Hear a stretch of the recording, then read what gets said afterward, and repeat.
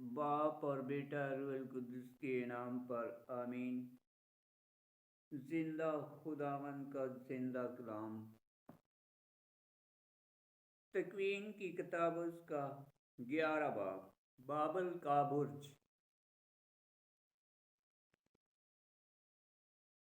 और तमाम जमीन पर एक ही जबान और एक ही बोली थी। और जब वो मशरक से रवाना हुए तो उन्होंने शिनार के मुल्क में एक मैदान पाया और वहाँ रहने लगे। और उन्होंने एक दूसरे से कहा, आओ हम ईंटें बनाएं और उन्हें आग में पकाएं। तो उनके पास पत्थरों की जगह ईंट और गाज की जगह लाशा था। और उन्होंने कहा कि आओ हम एक शहर और एक बुर्ज बनाएं जिसकी चोटी आसमान तक पहुँचे, और हम अपना नाम करें, ताकि कहीं ऐसा ना हो कि हम रोए ज़मीन पर पुरगंदा हों। और खुदावंद उस शहर और बुर्ज को जिसे बने आदम बना रहे थे देखने उतरा। और खुदावंद ने कहा, देखो वो लोग एक ही हैं और उन सब की एक ही जुबान है, और अब वो ये करने लगे हैं। सो वो अपने इरादा से मुड़ेंगे नहीं जब तक कि उन्हें अमल में ना लाएं। हम उतरें और वहाँ उनकी ज़बान में इख्तिलाफ़ात डालें ताकि वो एक दूसरे की बात ना समझ सकें। और खुदावंद ने उन्हें उस जगह से तमाम ज़मीन पर पुरगंदा किया और वो शहर के बनाने से रुक गए, इसलिए इसका नाम बाबल हुआ, क्योंकि वहाँ खुदावंद ने सारी ज़मीन की ज़बान में इख्तिलाफ़ात डाला। और वहाँ से खुदावंद ने उन्हें तमाम रुए ज़मीन पर पुरगंदा किया। शाम का निसब नामा।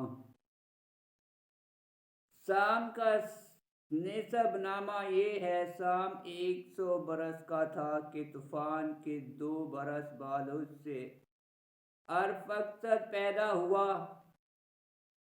और अरफक्षद की पैदाइश के बाद शाम 500 बरस जीता रहा और उससे बेटे और बेटियां पैदा हुई। और अरफक्षद 35 बरस का था जब उससे शाला पैदा हुआ। और शाला की पैदाइश के बाद अरफक्षद 403 बरस जीता रहा और उससे बेटे और बेटियां पैदा हुई। और शाला 30 बरस का था जब उससे आबर पैदा हुआ। और आबर की पैदाइश के बाद शाला 403 बरस जीता रहा और उससे बेटे और बेटियां पैदा हुई। और आबर 24 बरस का था जब उससे फालज पैदा हुआ। और फालज की पैदाइश के बाद आबर 430 बरस जीता रहा और उससे बेटे और बेटियां पैदा हुईं। और फालज 30 बरस का था जब उससे रूह पैदा हुआ। रूह की पैदाइश के बाद फालज 209 बरस जीता रहा और उससे बेटे और बेटियां पैदा हुईं।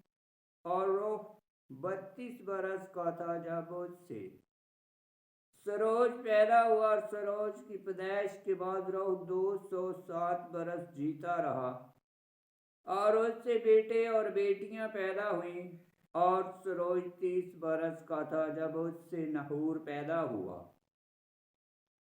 और नहूर की पैदाइश के बाद सरोज 200 बरस जीता रहा और उससे बेटे और बेटियां पैदा हुईं।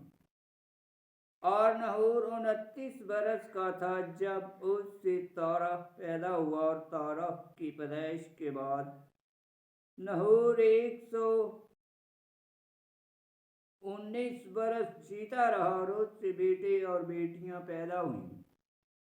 और तारा 70 बरस का था जब उससे इब्राहिम और नहूर और हरान पैदा हुए। तारा का निसब नामा। तारा का निसब नामा ये है। तारा से इब्राहिम और नहूर और हरान पैदा हुए, और हरान से लूत पैदा हुआ, और वह हरान अपने बाप तारा से पहले ही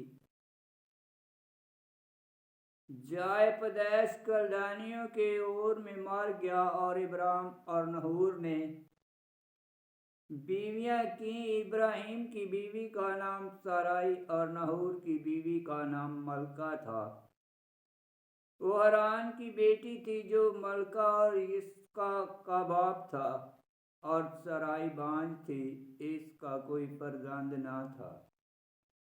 और ताराक ने अपने बेटे इब्राहिम और अपने बेटे हरान के बेटे लूत और अपनी बहू सराई अपने बेटे इब्राहिम की बीवी को लिया, और उनके साथ कलदानियों की ओर से रवाना हुआ ताकि कनान के मुल्क में जाए। और वो हरान तक आए और वहाँ रहने लगे। और तारा की उम्र 205 बरस की हुई, और वो हरान में मर गया। आमीन। खुदावंद का पाक कलाम का पढ़ा और सुना जाना बायस बरकत हो। खुदावंद तेरा शुक्र हो। आमीन।